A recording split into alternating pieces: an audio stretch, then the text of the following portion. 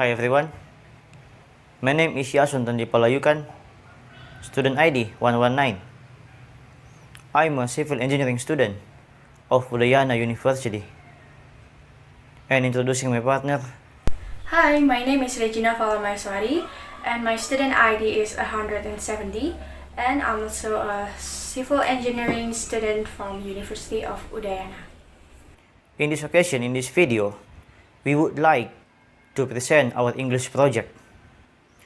It's about civil engineering works.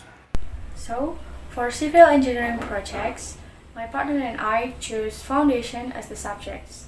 And in our presentation will contain any description of foundations like shapes, properties, materials, sequence of work, and anything about foundations.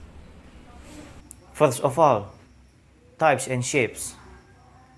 In every constructing, choosing the proper foundation is essential. There are two main categories of foundation in construction. Both are deep foundation and shallow foundation.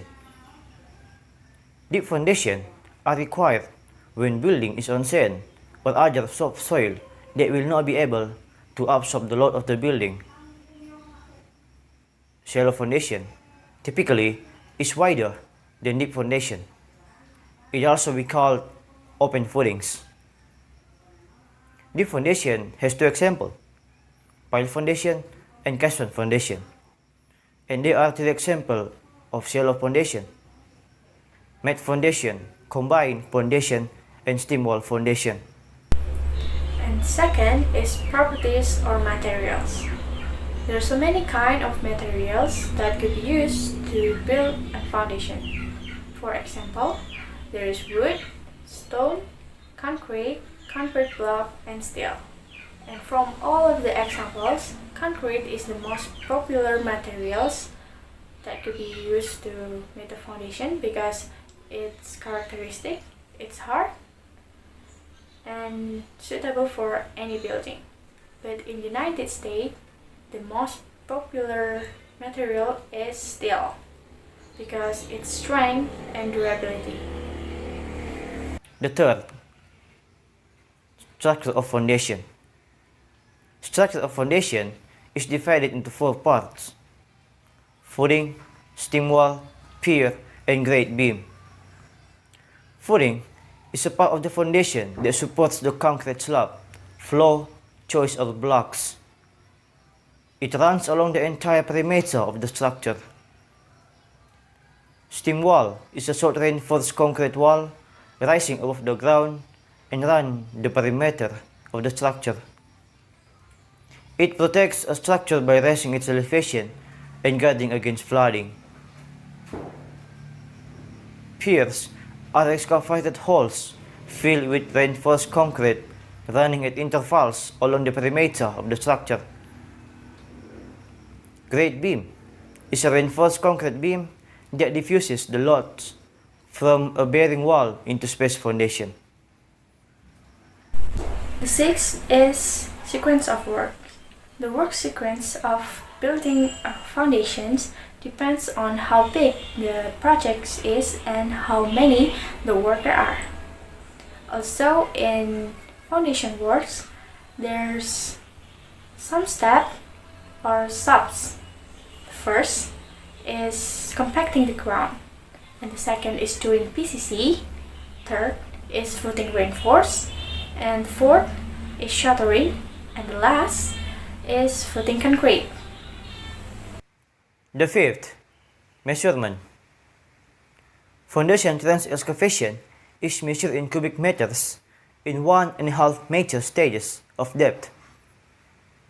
The excavation for foundation trenches 2 meters below strip level will have to be split into two sections. The first, no exceeding 1.5 meters depth, and the second, exceeding 1.5 meters and no exceeding 3 meters depth. It will be noted that where the depth of trench exceeds 1 meter and minimum width of 0 and 75 meter, the width of concrete foundation will also have to be increased in this level. And the next is cause and effects. In civil engineering, there are so many problems that engineers have to fix and surface. One of them is the settlement of foundation soils. Settlement of foundation soils is displacement of soil surface that caused by workload in the buildings. There's three kinds of settlements. The first is uniform settlements, the second is typing settlements, and the third is differential settlements. So, engineers have to do their jobs carefully and patiently so there's no problems in their works. The seventh, function and ability. In engineering, a foundation is an element of the structure which connects it to the ground and transfer loads to the ground. Foundation provide a structural stability from the ground. There are several functions of foundation. To distribute the weight of the structure over the large area in order to avoid overloading. To anchor the structure against natural forces, including earthquakes, floods, tornadoes, and wind.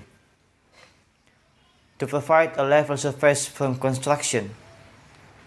To anchor the structure deeply into the ground, increasing its stability and preventing overloading.